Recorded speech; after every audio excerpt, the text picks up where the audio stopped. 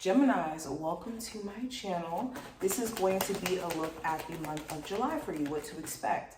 Any information that you may be looking for will be listed in the description. If you want to also see future readings, make sure you subscribe and hit the notification bell.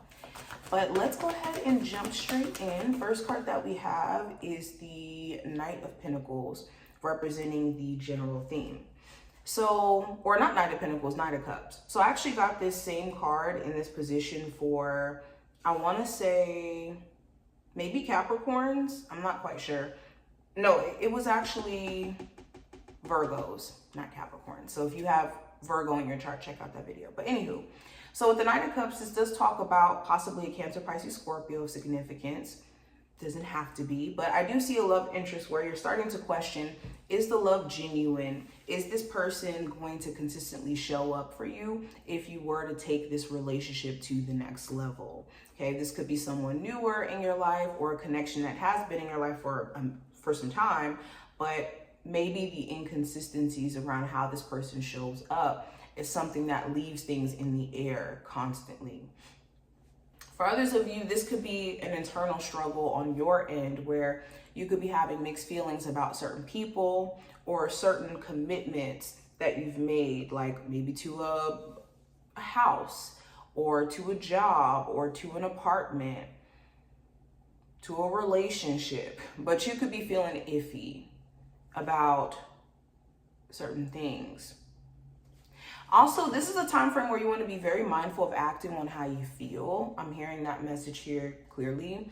Don't act on what you initially feel. Let some time pass. Give it 24, 48 hours is my rule of thumb. Now, career and finance, I have the Wheel of Fortune. So there is some sort of change that you're going to be experiencing around your career, Geminis. Now, this could be a shift in perspective that allows you to shift how you show up in your career, hence shifting the results that you're experiencing. Or this could be you completely shifting into a different career path, or maybe changing some things up in terms of what your big goal may be, in terms of what you're striving for career-wise.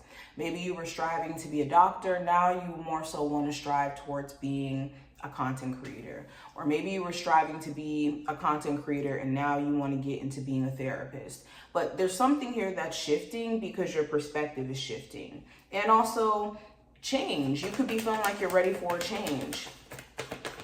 When it comes to finances as well, there could be some sort of favorable change. If you've been experiencing like some lows, you could be changing up your spending habits or maybe cutting certain things out and seeing a shift there. Or if you have recently changed jobs, it could be an improvement financially. Okay, now going into love, we have the Emperor. So there could be an Aries or Taurus of significance. If not, this could be you. For my singles, let's start here. For my singles, you could be having this hard time with letting go of control issues, which is like in dating, you could be hyper vigilant or very scared to like let your guard down, and it could make you be very, very strategic in how you move and overthink things, and every conversation you kind of read into it. So I think that this month you could be realizing like, yeah, I gotta let my guard down. I gotta work on just allowing myself to be organic in connection so that it doesn't feel like I'm self-sabotaging or just going crazy every time I try to date. For my Geminis in a relationship, there could be certain power struggles going on that does require you and your person to know you're on the same team. Okay, this isn't about like control or who's the boss. It's about how can you guys better support each other. For my Geminis who have children, and you still deal with the person you may have children with, there could be this question around whether or not they've genuinely worked on themselves or if they've genuinely changed, especially if they're trying to step up and work on the family dynamic. Now, going into the obstacle or the challenge you may experience in July, we have the Seven of Pentacles, which is waiting. You may have to wait. You may have to be patient when it comes to certain manifestations to happen, or for certain things to show up in the physical, especially if you, like, for example, if you've been working out for the past couple of months, it could be taking some time for you to see the results, but they're coming. If you've been investing, it could be taking some time, but it's coming. And I think it's the waiting piece that could be a little frustrating. For others of you, this could also be you just evaluating your situation as a whole and maybe feeling like in certain cases you've been cheated out of time or out of energy. So be careful of harping on lost time or quote unquote lost opportunities. Now, when it comes to the advice, I have the 8 of Wands. So be in a progressive mindset in terms of allowing yourself to move forward and seeing that, okay, that has happened, been there, done that. I have an opportunity now to move beyond this and to actually be pushed even further, irregardless of the obstacles that I've experienced, especially with the wisdom or the understanding I have now. And that may be the missing link some of you are not seeing, is you're not, or you haven't been delayed. You just may have needed to learn certain lessons in order for you to be catapulted even further. And I'm really seeing this for my Geminis career-wise. Okay. Now, what to be aware of, I do have the 7 of Cups.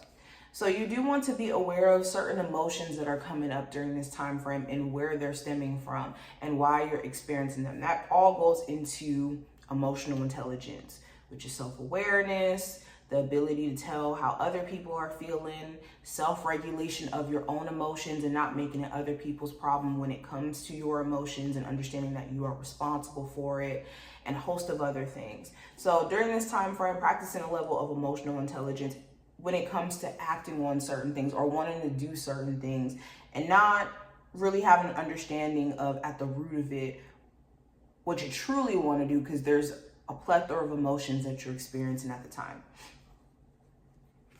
Now, going into what to avoid, I have the Magician. So you do want to avoid someone who's a trickster, someone who's really good with their words, but when it comes to showing up with action, showing up with consistency, they lack in that. You also want to avoid someone who's constantly crapping on your ideas or the things that you're trying to do. If you're trying to, tell people about your ideas or trying to get, people to see your vision, you want to be careful who you're sharing that information with, because everybody may not be in your corner or as supportive as you would like them to be, and you don't want them to sour your plans. And last card we have is going to represent the outcome. So we have the Strength card. So this represents determination, willpower, resilience, the ability to calm self in the midst of going through things. Okay, being faced with heated arguments and whatnot. So I think that you can make yourself really proud in terms of how you handle a situation this month. Somebody could be trying to trigger you or get you out of your character, and you could be not giving in. I also see you guys tapping into a new level of confidence. There's something you could be doing and sticking to this month. This could be physical fitness. This could be a business that you could be really feeling confident about. Okay, so we have be as gentle with yourself as you would with your friend as the message. So this month, make sure that you have that same level of compassion and empathy that you have for yourself, that you have for others for yourself, and not neglecting yourself in the process of having that empathy and, that care for friends around you. Kind of blindside the need to do the same for yourself. And the last message, it says practice gratitude to reveal the good in life. So in order for you to see the good, you have to believe in the good. You got to be in a space to where you're willing to recognize the good, because in the midst of looking at the bad and only focused on the bad, it's impossible to see the good at the same time. So not saying to go into this hyper toxic positivity, but going into a space of gratitude where you can never go wrong in that. So this is what I see. I hope that this was helpful and to give you insight. If you enjoyed, definitely thumbs up the video and subscribe, and I will see you in the next one.